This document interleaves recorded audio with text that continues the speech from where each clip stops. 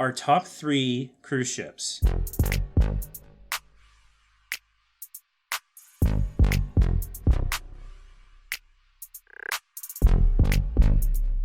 For me, my top 3, starting in the number 3 spot, is the Vista.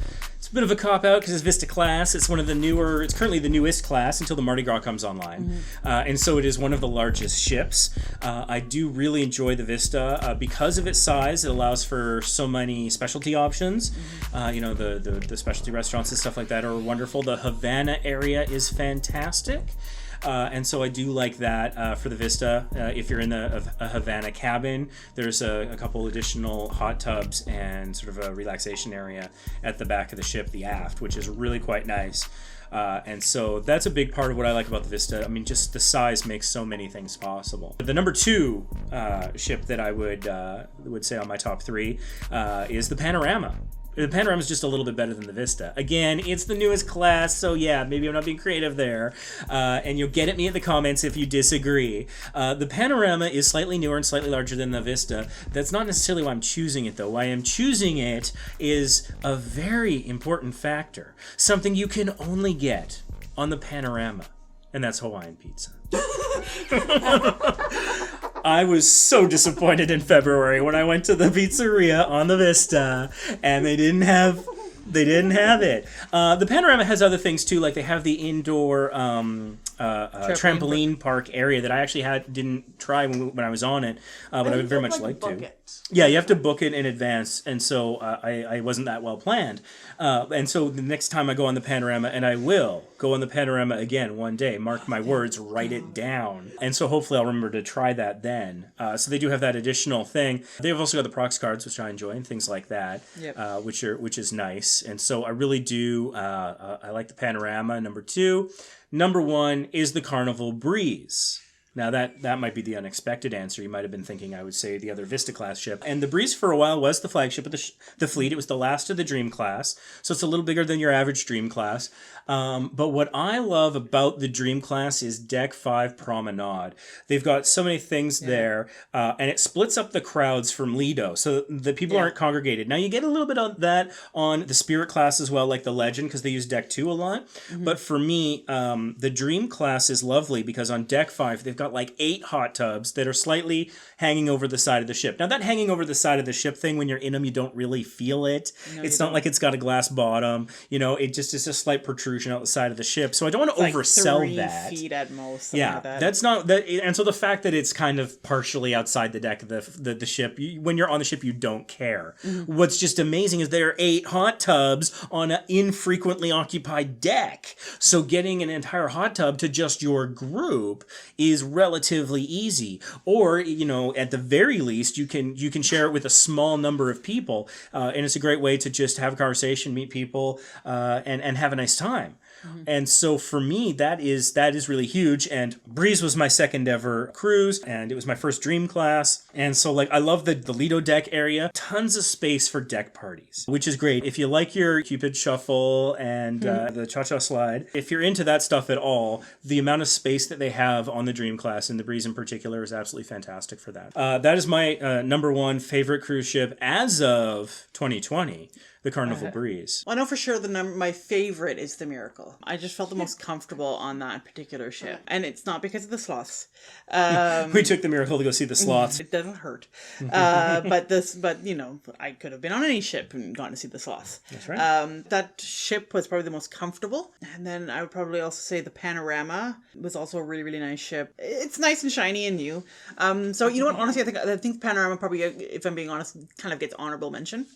And then we have the Legend, which we've sailed on her a few times. And Alaska and Hawaii, 2 very unique trips. And so that's just, again, it's another ship that feels really, really comfortable, because I'm familiar with it and I'm familiar with the layout. So I can kind of, I feel like if, when we sail on her again, which I'm sure will, that, I can easily navigate my way around. So I don't really have to, quote unquote, waste a day kind of familiarizing myself with the ship. Because I find with some ships, I can never really fully get 100% there with the layout.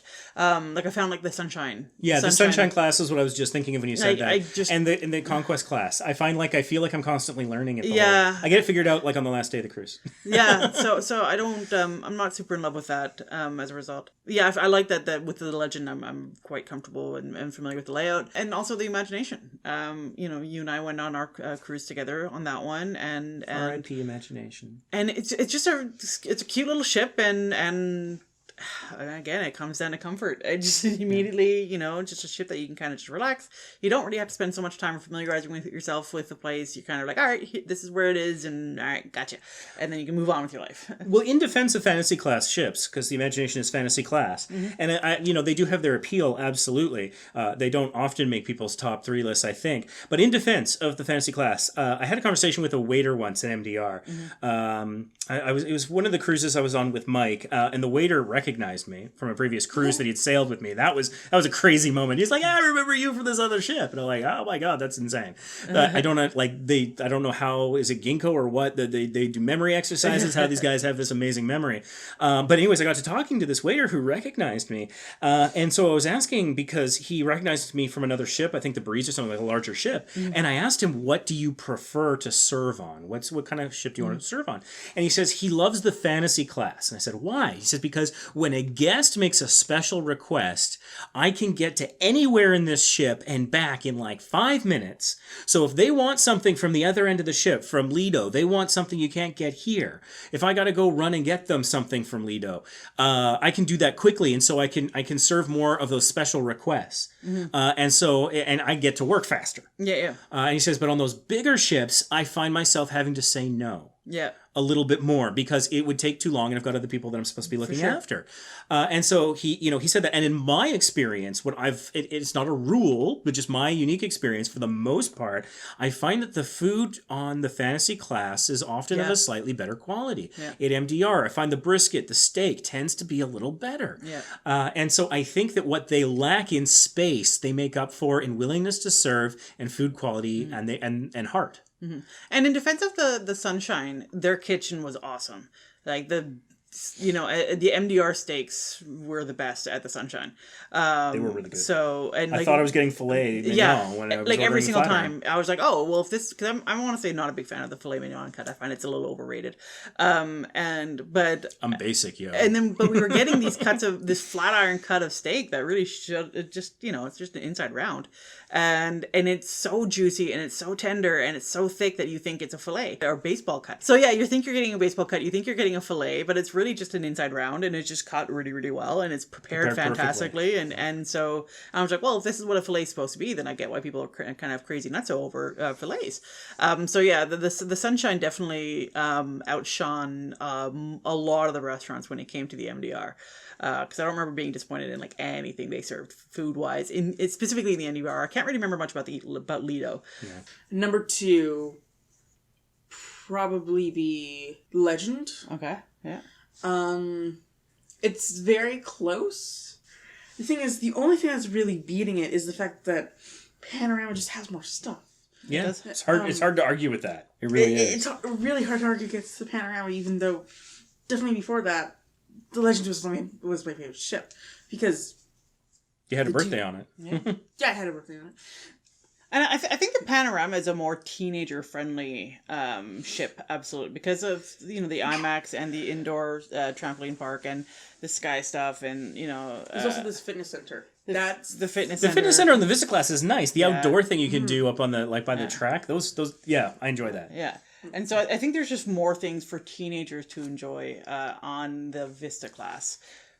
I'll admit that on the fantasy class, I often see them just sitting in little semicircles in one of the higher decks of the atrium on the fantasy class, just talking. Just waiting for it to end. Well, I don't know about that. I mean, they seem to be having a fine time, but they don't seem to be doing much of anything. I mean, that's fine if you're having a good time, but it doesn't feel like they're enjoying each other's company more than they are the ship, which might not speak well of the ship. Yeah. especially if it's a younger person, like a teenager, kind of going, there's really nothing for me to do here.